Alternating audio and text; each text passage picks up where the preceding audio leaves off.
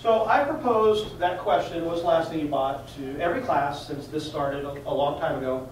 And one lady mentioned the last thing she bought was Starbucks. And I asked her, well, what problems did that Starbucks solve? And she said thirst and energy. And, you know, okay, well, thirst and energy. Well, after I was talking to her at the end of the class, she sold cosmetics. And I asked her, well, how do you get your clients? She goes, well, what I do is I go to Starbucks and I buy a really big venti, and I just hang out there and I talk to people all day long. So was the problem that paying $4 for a cup of coffee solved? Was it thirst and energy for her? No, not at all. So what was the real deeper level problems that was solved by her buying a cup of coffee? A way to meet people, which is going to get her money, which is going to pay for her rent and her kids' food and all of that. So if we were going to sell her a cup of coffee, would we be able to sell it by saying this is going to cure thirst and give you energy? No, we'd have to create a space that's conducive for her to get business, that type of environment. Wouldn't you say Starbucks did that? There's people coming in, you know, people feel comfortable, they're coming in, they have the commonality of going to Starbucks. So a lot of times, what we think the problems that our products and services solve, a lot of times it's what we want the customer to buy, not what the customer wants to buy.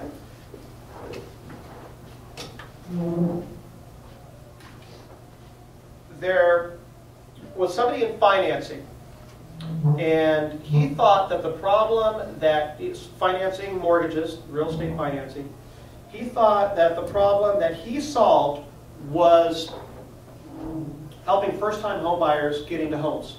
He was approved on all the first-time home buyer programs. He would do seminars in conjunction with other realtors for first-time home buyers. And it wasn't the real problem that he solved.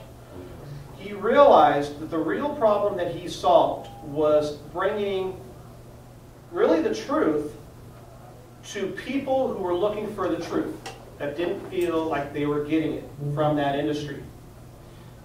Now, once he realized this, he was able to just shoot his sales through the roof. And he backed it up. So when he sat down with clients, the first thing he would say is, have you talked to anybody else? So yeah, I talked to this person, this person. I go, well, I bet they said this. And I bet after they said this, they showed you this. And they're like, how did you know that? Well, this is what they may be doing. And you could get to the transaction, and it could be something totally different.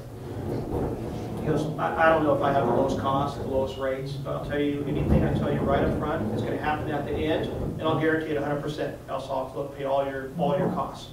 And he backed it up. There was a point to where his boss called him in the office and said, hey, we just drew docs on this loan. The docs haven't gone out yet, and it's showing a $20,000 loss. What's the deal here? I thought we were in business to make money. And he goes and he does some research, and he realized that the day before, the client called him up and said, we want to increase our loan amount. And this guy was good at what he did. He said, okay, we can increase it up to 70% loan to value, and there won't be any hit to the rate or the cost. And the client's like, great, you really can do that? Fantastic.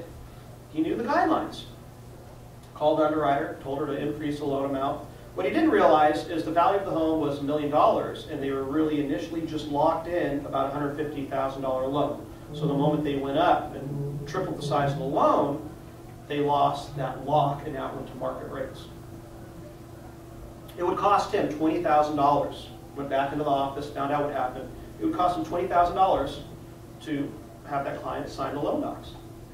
The boss looks at him and goes, what do you want to do? He looks at the boss, he goes, I'll split it with you. The boss goes, okay, write something on a piece of paper. And they took $10,000 out of his paycheck that month and $10,000 out of his boss's. And the client, all the client knows is that from beginning to the end, whatever he said actually happened at the end. He could have easily called the client up and said, hey, look, I was wrong. We really can't increase it this much. We only can do this much. And he chose not to do that. And so this is why I tell you this. And this is what I want you to take away from this. Engage in the conversation that the client is having in their head before you talk to them. I want to repeat that a bunch of times, because this is crucial to moving them forward. It really helps us get out of our own way. Engage in the conversation that the client is having in their head before you've given them the sales pitch. Does that make sense? What is that client thinking before you've told them anything about what you do and how you do it? What are they thinking?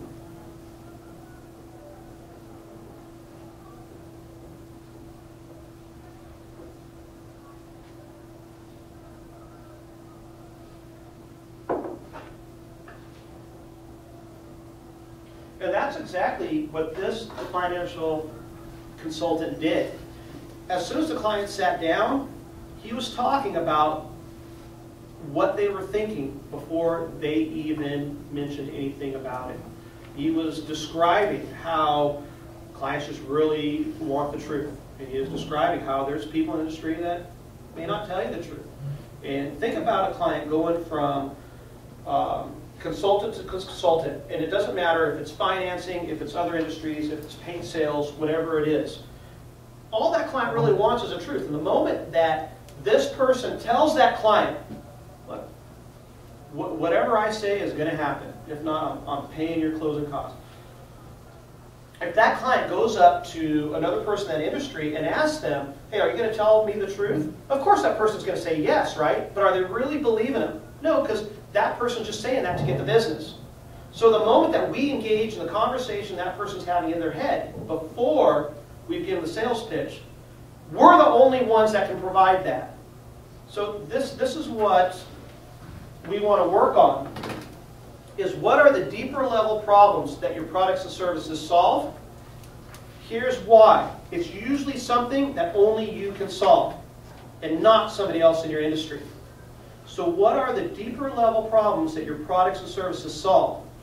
It's usually something they can't go to somebody else in the industry to get.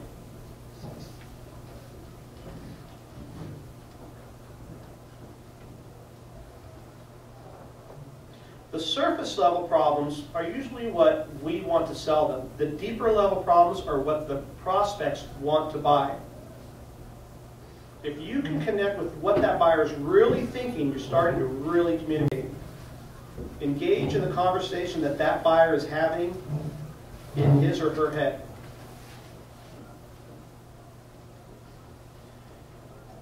The best way to find out what the deeper level problems that you solve that nobody else in your industry can solve is to ask your past clients, why did you do business with me?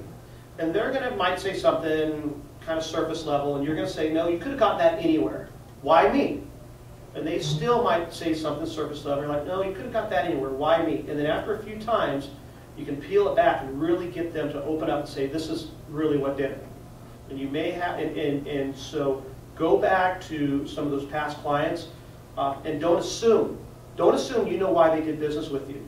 Don't assume you know why you closed them and somebody else didn't. Just for a second, just wipe that out and just ask them, why did you do business with me?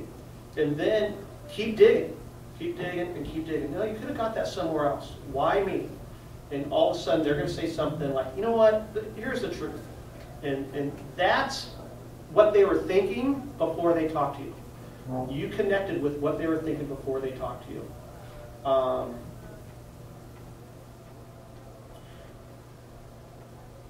What I'm going to say next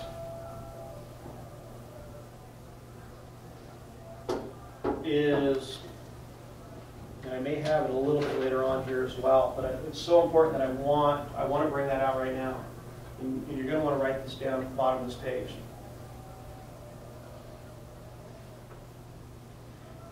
The reason that we're doing so much work on what problems we solve is this. You've been at seminars most likely to where you have a great presenter up there doing a presentation, maybe for a fee, maybe not for a fee. Maybe there's 5,000 people in the room. He's selling something maybe $20,000 plus, and all of a sudden there's people running to the back of the room to buy this, and he hasn't even said what it is yet. Have you guys experienced that before? Okay. You want to know how he's doing that? Because this is something that all of you can use super effectively on your first phone call tomorrow, walking in on your first appointment. If you can describe their problem to them better than they can describe it to themselves, they will credit you for the solution. If you can describe their problem to them better than they can describe it to themselves, they will credit you for the solution. And it is a much more amiable way to sell, rather than telling them about the products, about the services, about past performance, of how it's helped out so many more people. You will not believe the reaction you have in people. As you're doing this, they're like, oh my gosh, if you can solve that, that'll be worth more than $10,000 for me. That would change my life if you can solve that for me. Here's my credit card. And you haven't even told them about the program. You haven't even told them how. It's like Indians over there. Yeah, I know. American. Downtown San Diego was great. So I can't emphasize how fun this is and how powerful it is. This alone, you could make an art out of. When you see those people run to the back of the room to pay $20,000 for something they don't even know what it is, it's because a person at the front of the room effectively did this. Effectively described their problem to them better than they can describe it to themselves. And they're like sitting in their seats thinking, oh my gosh, if you can solve that, man, that's worth way more than $20,000. Pulling out their credit card.